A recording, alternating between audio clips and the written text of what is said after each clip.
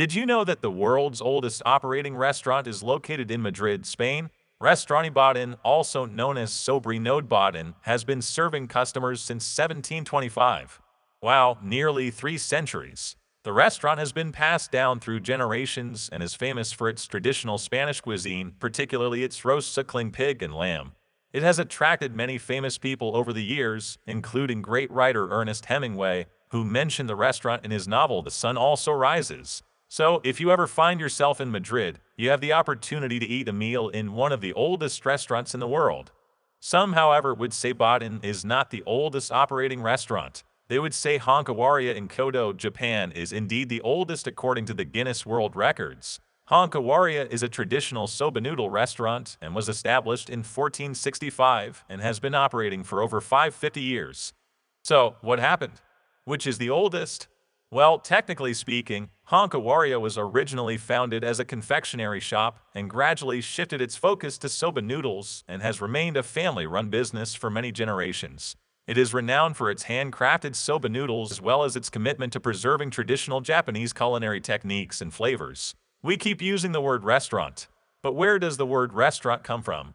And more importantly, what is the history of public eating? In other words, when did people start eating out? The word restaurant has its origins in the French language. Not too hard to guess, right? It comes from the French word rester, which means to restore or to refresh. The term was first used in the context of dining establishments in the late 18th century in France. The modern usage of the word restaurant emerged from the specific context of a soup vendor named Monsieur Ballinger, who opened an establishment in Paris in 1765.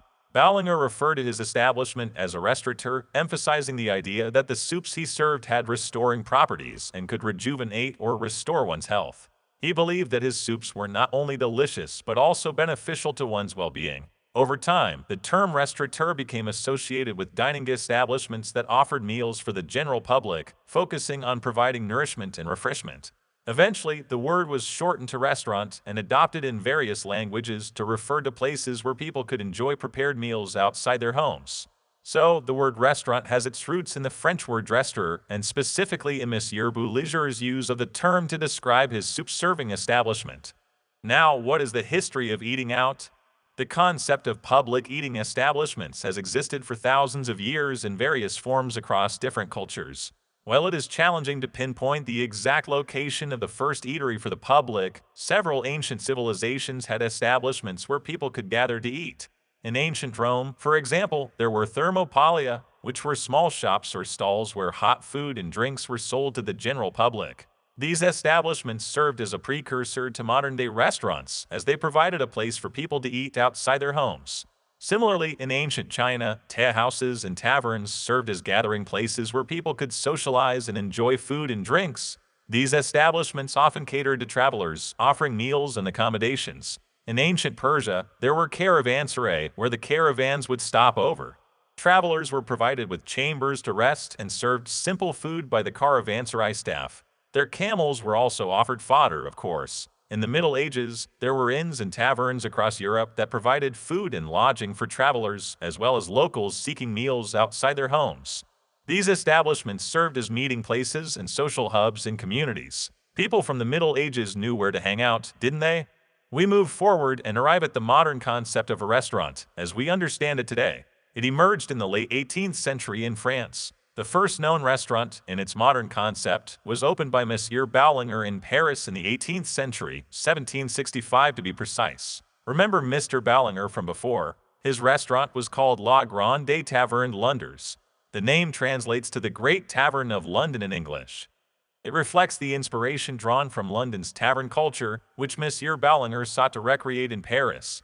By naming his establishment in this way, Monsieur Boulinger's business concept marked a significant departure from earlier establishments by combining food with lodging or other services. In the 18th century, France was a prominent center of culinary innovation and culture, and it played a significant role in the development of restaurants. Initially, the concept of restaurants in Europe was quite different from what we see today.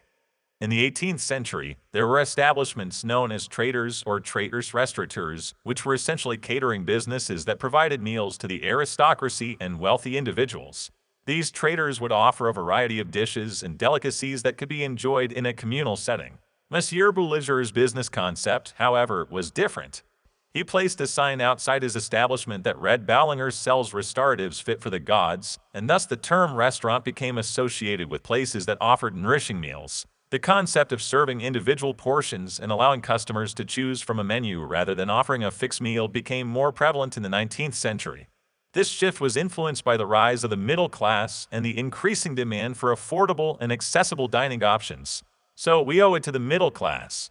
Well, middle class didn't even exist before. Paris remained a hub of culinary innovation during this time, and renowned chefs like At SKETCHY contributed to the refinement of restaurant practices and the development of haute cuisine. The restaurant culture quickly spread across Europe, with establishments catering to various social classes and culinary preferences.